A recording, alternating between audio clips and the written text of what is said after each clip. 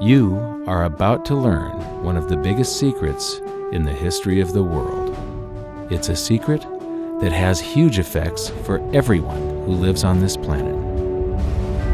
Most people can feel deep down that something isn't quite right with the world economy, but few know what it is. Gone are the days where a family can survive on just one paycheck. Every day it seems things are more and more out of control, yet only 1 in a million understand why. You are about to discover the system that is ultimately responsible for most of the inequality in our world today. The powers that be do not want you to know about this, as this system is what has kept them at the top of the financial food chain for the last 100 years. Learning this will change your life because it'll change the choices that you make. If enough people learn it, it'll change the world because it'll change the system. For this is the biggest hidden secret of money. Never in human history have so many been plundered by so few, and it's all accomplished through this, the biggest scam in the history of mankind.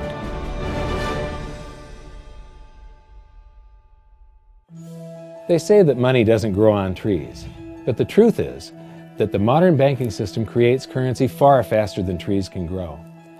Most people don't have a clue how currency is created. Economists and bankers make it sound so complex that people think they can't understand it. But I'm going to strip our monetary system down to its essence so that you can see the scam behind the curtain and just how it affects you. Every modern society creates currency in pretty much the same way. But since the US dollar is the majority of the world's currency, I'm going to use the United States as our example. It all starts when some politician says, "Vote for me and I'll make sure the government provides you more free stuff than my opponent will." But there's no such thing as a free lunch. So to provide that supposedly free stuff, the politicians vote for the country to spend more than its income. This is called deficit spending. To pay for that deficit spending, the Treasury borrows currency by issuing a bond. So what's a bond? If you think about it, a bond is really nothing but a glorified IOU. It's a pretty piece of paper with numbers printed on it that says, "Loan me $1 trillion today, and I promise over a 10-year period I'm going to pay you back that $1 trillion plus interest." But what you need to understand is that Treasury bonds are our national debt. These glorified IOUs are to be paid back by you and I and our descendants through future taxation.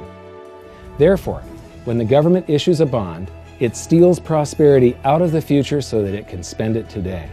The Treasury then holds a bond auction, and the world's largest banks show up and compete to buy part of our national debt and make a profit on it by earning interest. You'll notice that as we move through this process, the big banks are there, taking a cut every step of the way. This isn't by chance, as you'll see shortly. Then, through a shell game called open market operations, the banks get to sell some of those bonds to the Federal Reserve at a profit. To pay for the bonds, the Federal Reserve opens up its big old checkbook and writes bad, bogus, counterfeit checks that should bounce because they're drawn on an account that always has a zero balance. There isn't 1 penny in there.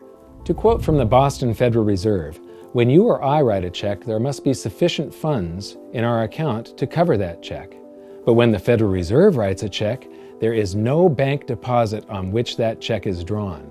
When the Federal Reserve writes a check, it is creating money." The Fed then hands those checks to the banks, and at this point, currency springs into existence. The banks then take that currency and buy more bonds at the next Treasury auction. But what is a check? A check is also an IOU. When you write a check, you're making a note that says, "Here's my IOU for cash. All you have to do is go to the bank and pick it up." Now, it's very, very important that you understand this process because we're going to come back later and show you the devastating effect this has on you. The Treasury issues IOUs, bonds. The banks then buy those IOUs with currency.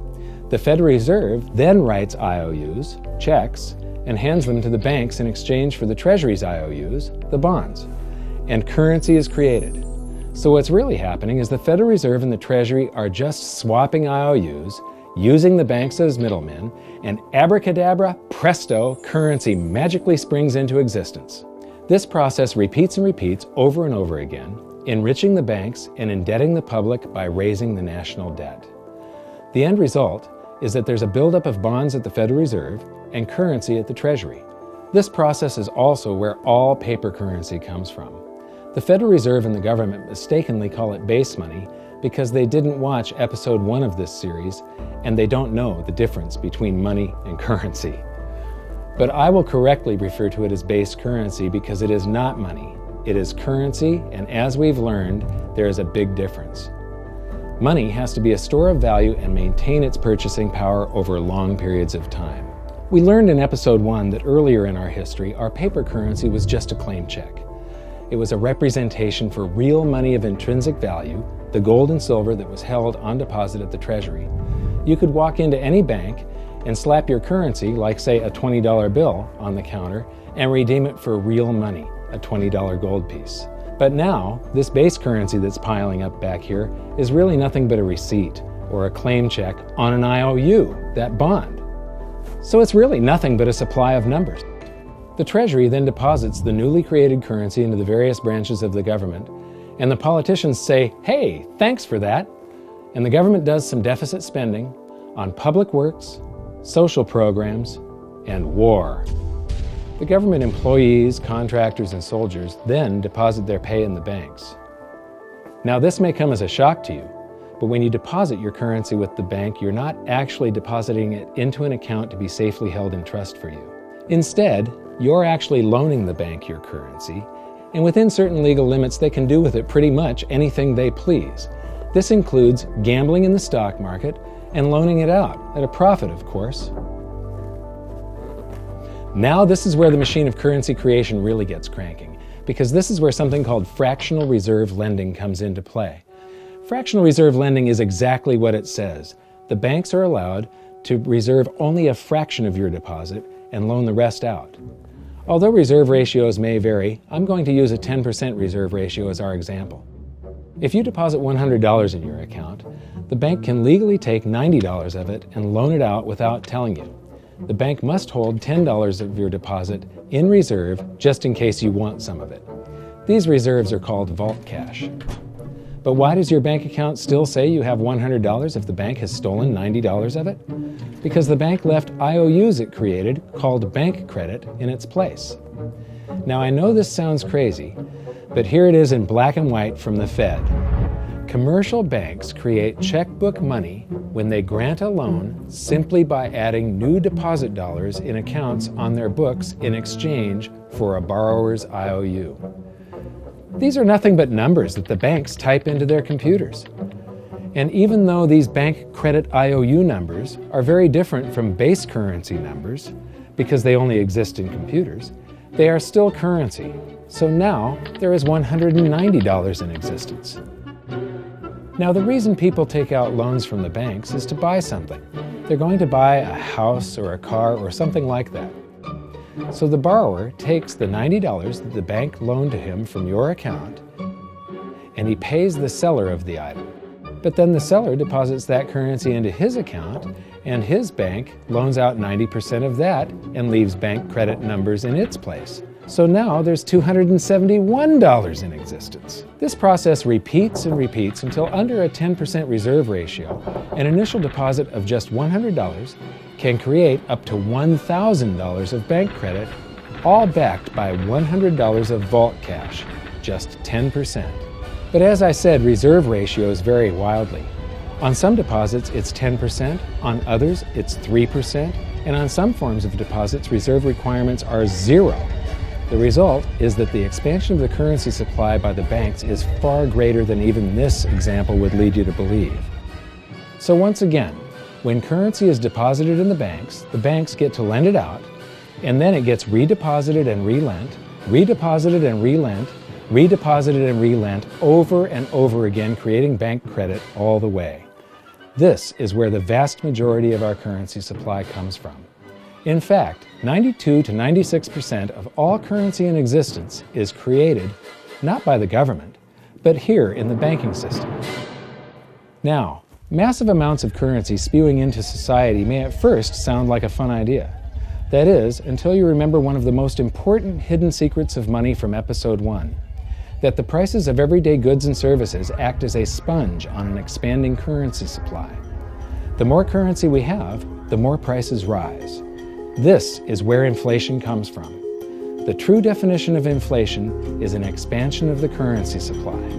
Rising prices are merely the symptom. So our entire currency supply is nothing but a couple of bucks whipped up in this hocus-pocus scam where the Treasury and the Federal Reserve swap glorified IOUs, and a bunch of numbers that the banks just type into their computers. That's it. That's our entire currency supply. It's nothing but a supply of numbers. Some of them printed, most of them typed, and there is nothing else. But if you thought that was crazy, get ready to enter the twilight zone of modern economics. We work for some of that currency supply. True wealth is your time, but we trade away moments of our lives, hour by hour, day by day, and year by year, for numbers that somebody printed on pieces of paper or just typed into a computer. Now those numbers represent our blood, sweat, tears, labor, ideas, and talent. We are what gives the currency its value. But here comes the really cruel joke. We work hard so that we can save some of that currency, so that we can pay the tax collector. In the United States, it's known as the IRS. They then turn it over to the Treasury so that the Treasury can pay the principal plus interest on that bond that the Federal Reserve bought with a check drawn on an account that has nothing in it. Now let's do a recap on this section, because this is where the system begins to rob you and I on a massive scale. Much of our taxes are not used for schools, roads, and public services, but to pay interest on bonds that the Federal Reserve bought with a check drawn on an account that has nothing in it. The Federal Reserve is committing fraud. But here's one of the biggest secrets of them all. Before the establishment of the Federal Reserve, there was no need for personal income tax. The Federal Reserve was created in 1913, and that very same year, the Constitution was amended to allow income tax. Do you really think this was just a coincidence? Ask yourself how much income tax you've paid over your lifetime. Much of it has been silently siphoned away into the hands of those who own the system. Yes, this system has owners. Who they are is an even bigger secret that we'll get to shortly. But first, we need to understand the mumbo-jumbo of the so-called debt ceiling. It's all based on a huge paradox. There was interest due on that bond, and there was interest due on every one of those loans that the banks made. That means that there is interest due on every dollar in existence. Let me ask you something. If you borrow the very first dollar into existence, and that's the only dollar that exists on the planet, but you promise to pay it back plus another dollar's worth of interest, where do you get the second dollar to pay the interest? The answer is that you have to borrow that one into existence and promise to pay it back with interest as well. So now there are $2 in existence, but you owe $4, and so on and so on. The result is there's never enough currency to pay the debt. There is always more debt in the system than there is currency in existence to pay the debt. Therefore, the whole system is impossible. It is finite. It will come to an end one day. What would happen if the government stopped borrowing to do deficit spending? Are the payments on those treasury bonds going to stop? What would happen if the public stopped borrowing and going deeper into debt? Are your house and car payments going to stop? No. There is a payment due every month on the principal plus the interest on every dollar in existence, and those payments do not stop. If we stop borrowing, then no new currency is created to replace the currency that we used to make those payments. Whether you're making a payment on a loan or paying tax to make a payment on a bond, the portion of the payment that goes to pay off the principal extinguishes that portion of the debt. But the debt also extinguishes the currency. Currency and debt are like matter and antimatter. When they meet, they annihilate each other. If we just pay off the principal only on all the loans and bonds that exist, the entire currency supply just vanishes. So if we don't go deeper into debt every year, look what happens. The whole thing goes into a deflationary collapse under the weight of those payments. Politicians and pundits alike talk about balancing the budget, paying down the debt, and living within our means. They don't understand that that is deflationary. It is impossible to do under our current monetary system without collapsing the whole economy. This is why any talk of a debt ceiling is not only ridiculous, it's delusional. The system is designed to require ever-increasing levels of debt just to continue. And that's why politicians will always kick the can down the road and raise this so-called debt ceiling over and over again until the whole system finally collapses under its own weight. In other words, they don't want it to collapse on their watch. The Founding Fathers of the United States knew the dangers of central banking and fought to free themselves from this very thing. The Revolutionary War started out as a tax revolt, but now we must pay tax just to have a monetary system. Having just suffered through the hyperinflation of the continental dollar, which was printed into oblivion to finance the Revolutionary War, they understood the dangers of fiat currency and debt-based monetary systems. So to protect future generations from institutional theft and out-of-control government, they wrote into the Constitution that only gold and silver can be money for the simple fact that you can't print them. Our current system is not only unconstitutional, but it robs us of the liberty and prosperity our forefathers fought and died for. We are all feeling the effects of ignoring the Constitution right now. By forcing more currency into circulation, our purchasing power is diluted. Inflation is a slow and insidious stealth tax that is simply the result of this debt-based monetary system. This system empowers and benefits those who create the currency and receive it first, as they get to spend it into circulation before it has an effect on the economy. They're stealing purchasing power from you and transferring it to the banks and the government every hour of every day because of this false monetary system. And it's not like the people at the top don't know this. To quote the Federal Reserve, the decrease in purchasing power incurred by the holders of money due to inflation imparts gains to the issuers of money. This is a fraud. It is a pyramid scheme, it is a Ponzi scheme, it's a scam, and it's a lie. Our entire monetary system is nothing but a form of legalized theft. But here's the biggest con job of them all. The Federal Reserve is not federal, it has stockholders. There is no federal agency that has stockholders. What's a stockholder? A share of stock represents a percentage of ownership in a corporation. So the stockholders are the owners of that corporation. Therefore, the Federal Reserve is a private corporation with owners. And you can see it for yourself if you go to the Federal Reserve's website, and it will say, the stockholders receive an annual dividend of 6%. Now we know that the stock in the Federal Reserve was originally issued to the largest banks in the United States. But because of mergers and acquisitions through the years, you can't actually trace who owns the stock in the Federal Reserve. That's a very closely guarded secret. My guess would be that the owners are those primary dealers, the banks that get to make a profit by selling part of our national debt, those bonds, to the Federal Reserve, who buys them with a check from nothing. Then we pay tax to pay the principal and the interest on those bonds so that the Federal Reserve can pay the banks a 6% dividend. Don't be alarmed if you don't quite comprehend the deception of this system at first glance. Very few people do. It is purposely complex. The economist John Maynard Keynes once wrote, "By this means, government may secretly and unobserved confiscate the wealth of the people, and not one man in a million will detect the theft." I believe that presented correctly, anyone can understand this system, regardless of how complex it is. So let's do a recap and break it down even more. The way the system works is that, step 1, the government creates glorified IOUs. These bonds increase our national debt and put the public on the hook to pay it back. Step 2, IOUs are swapped to create currency. The Treasury sells the bonds to the banks. The banks then turn around and sell our national debt at a profit to the Federal Reserve, which they probably own. The Federal Reserve then opens its checkbook that doesn't have a penny in it and buys those IOUs with IOUs that it writes, checks, on a checking account that has a zero balance. Then they give those checks to the banks and currency just springs into existence, and then the whole process repeats. This results in a buildup of bonds at the Federal Reserve and currency at the Treasury, which is really just a supply of numbers. The Treasury then deposits the numbers in the various branches of the government, and we get to step 3.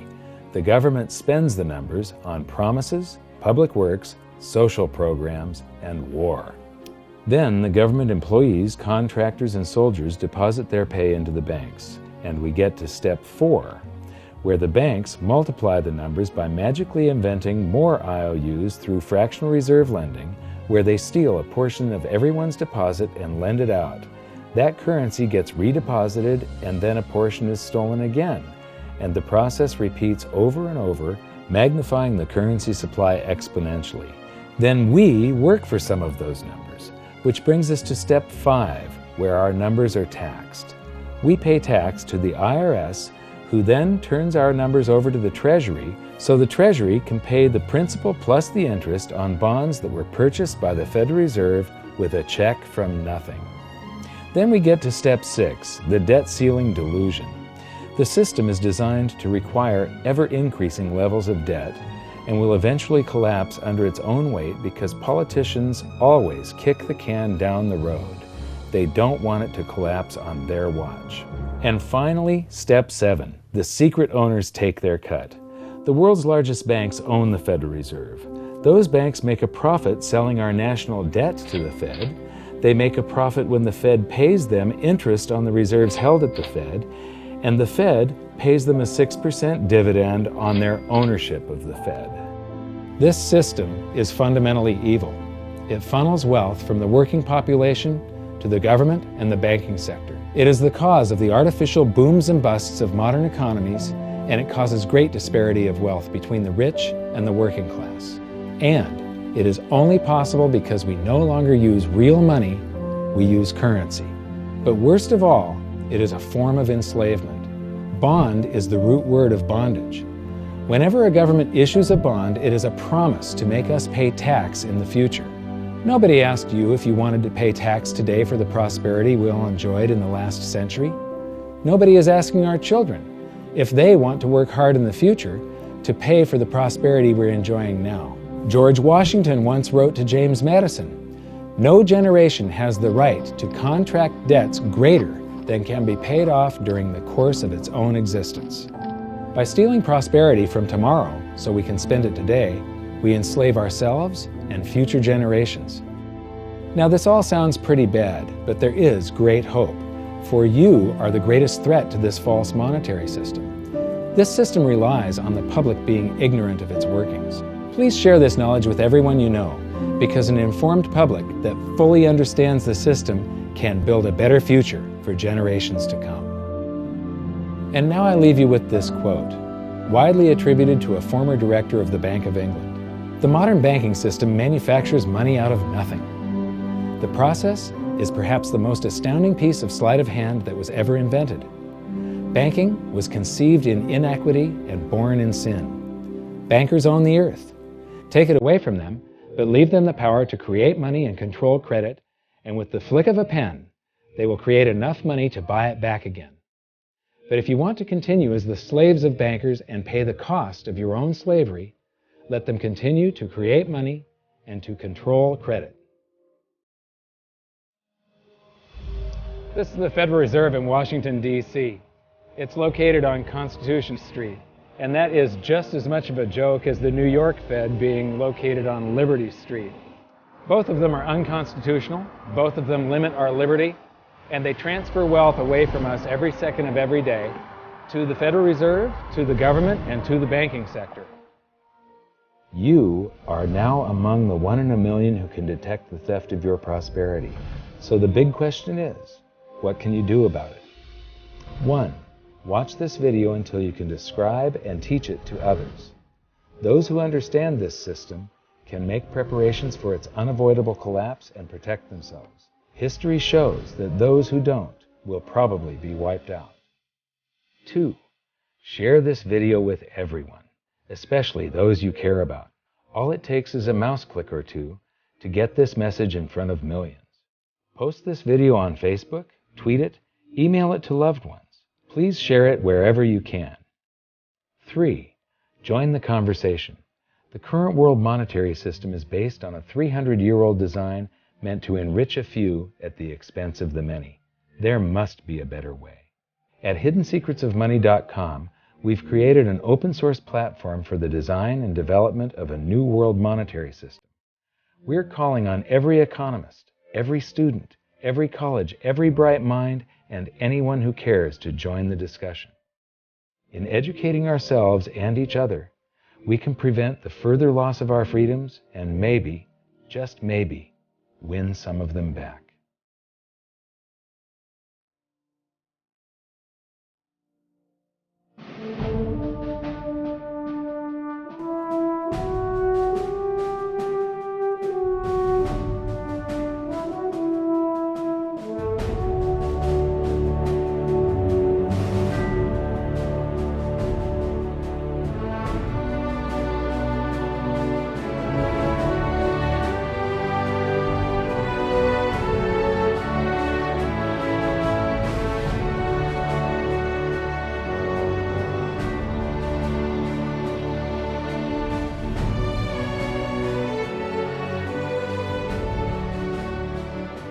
I think your episode 4 is very beneficial, very helpful. It's going to introduce these ideas to a lot of people, and like I've just been talking about, we have to change people's mind, and the more they understand it, the better.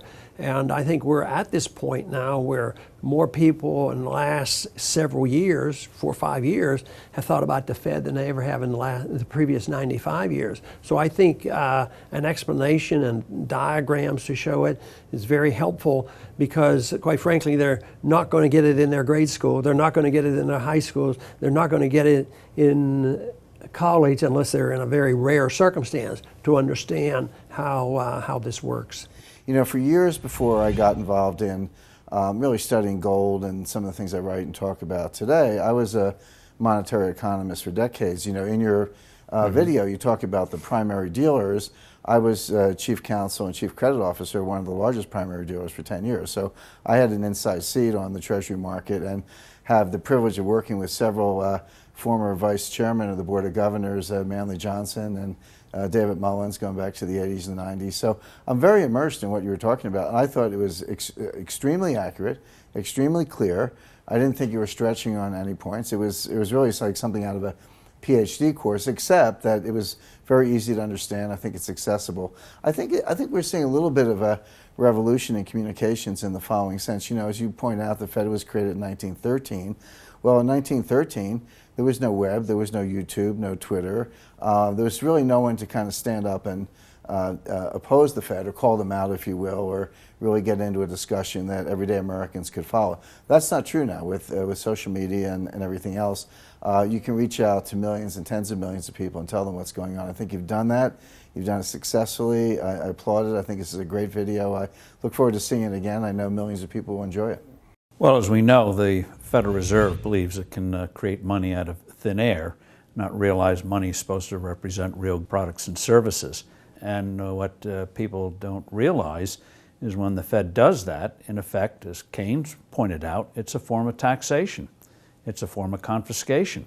And because people don't see it, the politicos get away with it, but it also undermines social trust. It just is corrosive throughout society.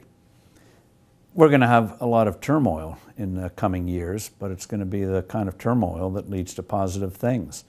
So don't despair. Get out there and fight, because the tide is going to turn. This is going to be the status last stand. Thank you. This episode of Mike Maloney's Hidden Secrets of Money was brought to you by GoldSilver.com and the new Silver Pegasus Round. To learn how to protect your family and turn the coming economic storms into opportunity, visit GoldSilver.com.